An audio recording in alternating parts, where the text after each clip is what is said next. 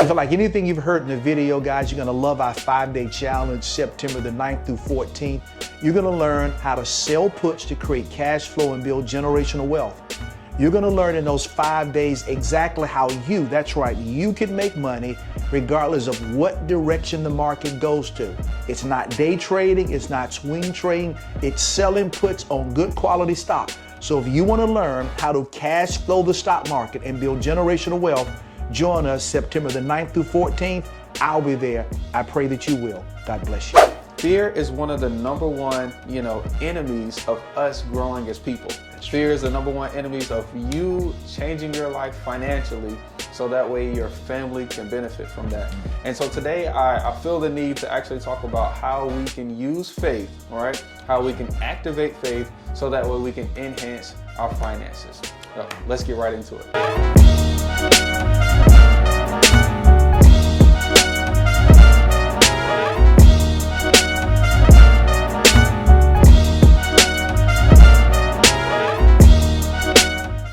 What's up, guys? It's your boy Sawan Belcher. This is me taking action right here on YouTube.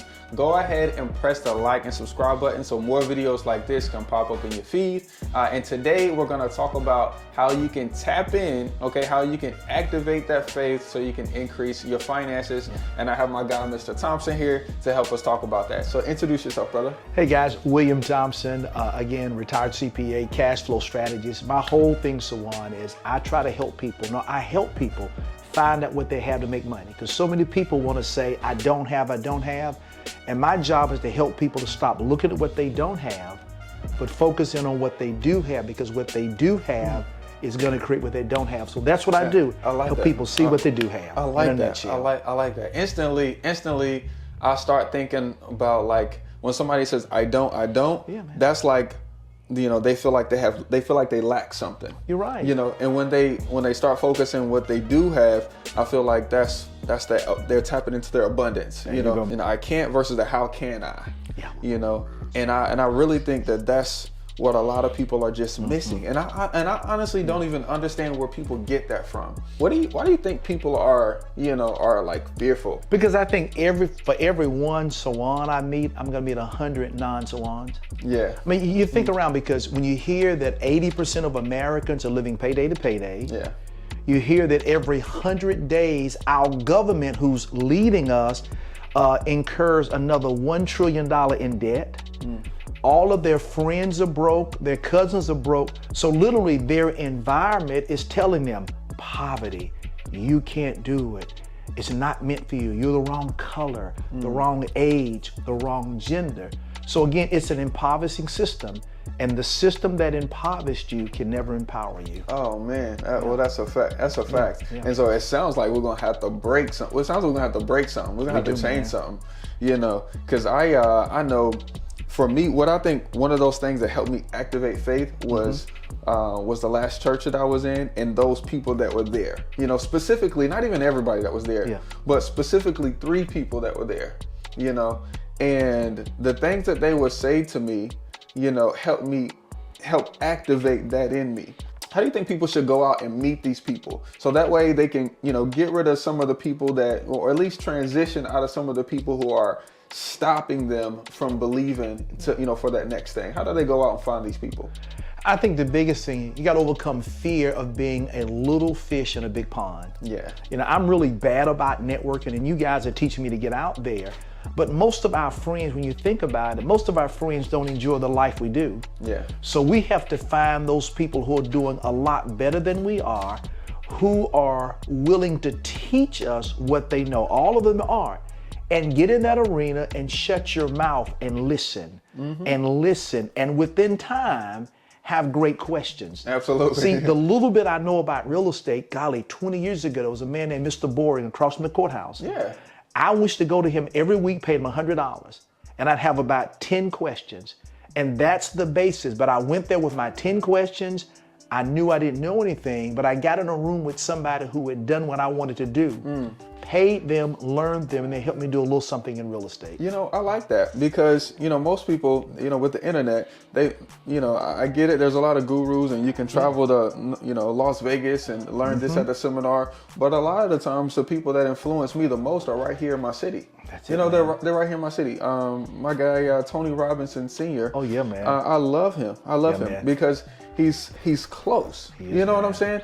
And I pass him when I pass him and it's like I can rub shoulders with him. Yeah. And so all I have to do is just get him in a position where he sit down. And I like what you said there. I just go there with $100, Yeah. you know, and then I'm able to get that. But Tony's going to cost you a little bit more than 100. He is. But he's worth it. But he's worth it, He though. is. Tony's worth it. I love Mr. Tony. I've paid him man. several times because he's got it. He's like, I'm here every week at this time. And so since I'm already going to be here, if you just come here, then, you know, we can get this talking. Yeah, and Tony is the kind of guy you're looking for because Tony has a heart of a teacher. Yeah. And like you enjoy teaching and sharing, so you got to find people who've done well and who recognize that wealth is not limited.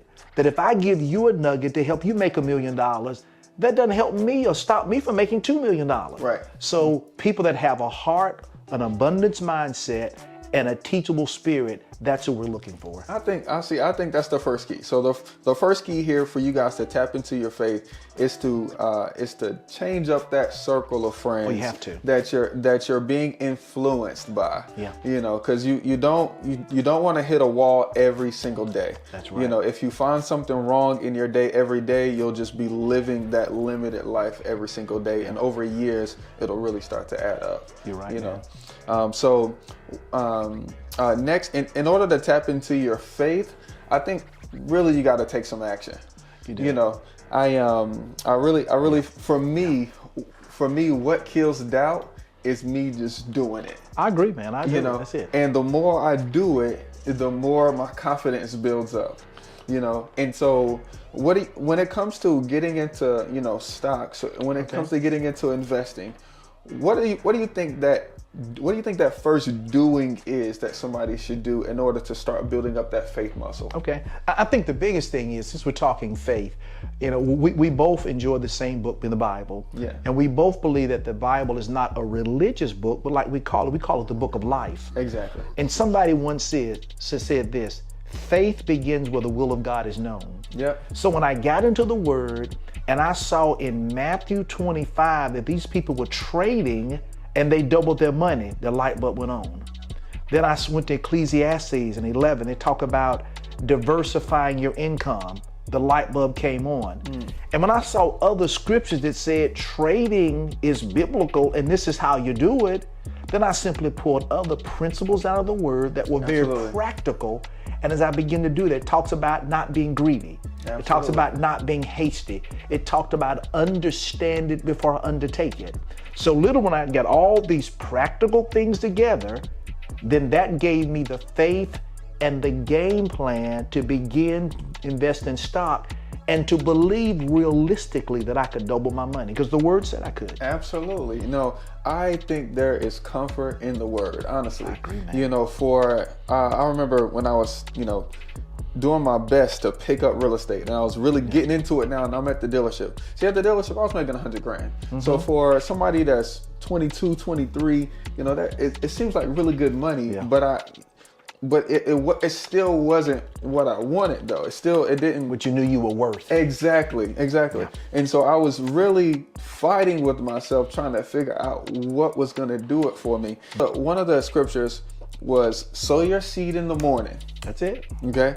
And then it says sow your seed in the evening, you know, because some people, they'll go to work and then they'll get off and then they'll just go to Netflix and chill. I like that scripture because it talked about doing it in the morning and in the evening, you know, so you might have to work this morning, I love that. but you need to be able to do something in that time There that you you're go. not at work, because, you know, what it says is you don't know which one is going to bring you a harvest. go, man. Maybe both. And I love that because there's comfort in that. That's a promise, you know. There's a promise, and I think everybody can tap into that. You know, all you got to do is be willing to take action on that. So we have change the circle of people that you're around, Right. and then we have start doing. Okay, start doing something. And so in order to tap into faith, after you start doing something, I think you have to get better at it. You do. Okay. And in order to get better, I think we have to analyze what we did, what we started doing, Right. and getting those results. So like in stock investing, is there a way for us to really like how should we be measuring ourselves? Do we set like if I didn't make $1,000, it wasn't good, or if I didn't make $10, it wasn't good? How do you typically advise that we kind of, analyze, our performance?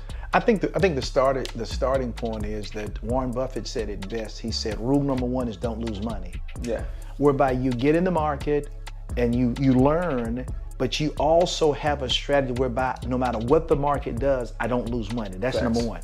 If you can master not losing money and or minimizing your loss, that is the very first thing to do. Then the second way I measure myself, which is a big step from number one, is if the market goes down or stays the same, can I still make money? Yeah. And with the proper coaching and systems in place, the answer is you can probably make even more money when the market goes down. So Absolutely. Rule one is don't lose money. And rule two, learn how to make money regardless of what direction the market goes in. Absolutely, absolutely. I think everybody kind of gets, fearful. That's like, well, what if I lose? And I'm just like, guys, come on now, listen. I got you. What if the market goes down? One of the simplest things I learned as a young child was that you buy low, and then you sell high. So when a market goes down, it's just a sign that you might want to start buying. That's it. And when the market goes up, it's just you might want to consider selling. That is so good, man. and here's the question I ask you, because you're right. Fear can be real if you let it stay real. You can kill fear. Well, that's a fact, yeah. So, question for you. So let's say if you had $10,000 and you invest in the market. Yeah. What's the most you can lose? 10,000. What's the most you can make? It's unlimited now. And that's the thing. Yeah. So keep this in mind. When the potential reward is great, unlimited, don't be afraid to take the limited risk. There are people who make in $10,000 have made $1 million. Right. But the most they could lose is 10,000, Right. but you can make millions. Right. So why would you let fear keep you just holding your 10,000 and saying, I'm gonna keep it because it's gonna be 10,000 next year, and next year with inflation, it's really less and less and less than that. Absolutely. Yeah. Absolutely. You play so much offense, it's offensive. I love it. Yeah. Now after you start having success and you're analyzing what could have done better after that. At this particular point, I think in my opinion, and you let me know if this is where you go with it. Okay. In my opinion, after you start having success with it, I think you double down extremely aggressively. And that's always been my motto. So if you know what you want, you start taking faith to do it, you're seeing small results. Me personally, I think doubling down as fast as possible, it's always been my mind, and probably because I'm young. Yeah. See, because I've always said, because I'm young, I can take the most risk now in my 20s and 30s. Yeah. Why take all of the risk, in my 40s and 50s? Well said. Because my bounce back in my 20s and 30s, it can happen. It can happen a lot quicker. And so I wanted to hear from your perspective is after you start seeing those wins, what do we do with it? What do we do now? Yeah, and again, I think from an older perspective, it's going to be a little different than if I was your age now. Yep. But the Bible says that there is safety in the multitude of counselors. Yep. So I would definitely have kingdom-minded men and women who had vision, not vision just to pay the mortgage this month, but vision to buy major things for the kingdom of God. And I would be able to run it by them too. But again, but they have to have vision whereby they not only think outside the box, but they live outside the box. Absolutely. So when I tell them I want to do this $3.7 million deal, they're not saying, oh my gosh, you can't do it. But they're going to say, show me the numbers. Exactly. See if it makes sense. So I would definitely have a team of people like that who has done what I want to do. Absolutely. Who has godly counsel, who loves me enough to be honest with me, who understands the arena I'm in enough to know whether it makes sense or not. and therefore running by them to get their wisdom and insight. I think that is phenomenal. I love that. See, I've adjusted that because I am getting older. When I started doing this, I was 25. I'm 33 now, and I will say some of the deals that I pick up aren't as risky as they were then. Because like I said, you're getting older, and honestly, I have a lot more to lose now. So so you adjust that. So I'm so grateful that you brought that in. But that is how you guys should, in my opinion, tap into faith. That's by right. Number one, knowing exactly what you want, changing up the people that you're hanging around, starting to take small steps of action, and then looking back on that action and analyzing what you did great. And if you're younger, go all in on it. That's it. If you're older, getting that group of wise counsel that can say, hey, look, I think this is a great decision. I agree. Let's go. And so, I love it. And just my final thought on, I heard something years ago that really has blessed me. It says this: faith allows you to live in a limited world in an unlimited way. I love that. So faith allows you to live in a limited world, but in an unlimited way. And that's what you and I are doing, and we want to help other people do the same thing. Absolutely. Guys, look, you can go out and live your dream life. Actually, if you want to start by expanding your circle of friends and influences, we'll actually be having a class. I'll be there with Mr. Thompson as a 5-day challenge. So you'll be able to spend 5 days with Mr. Thompson going over stuff like this, starting September the 9th. Okay, and I'll leave a link below so that way you guys can join in. And this will be that second step to the piece, is connecting with other people who have bigger mindsets, to help you, encourage you throughout your journey, to go forward for the things that you want in life. Okay, great. We'll see you guys on the next one.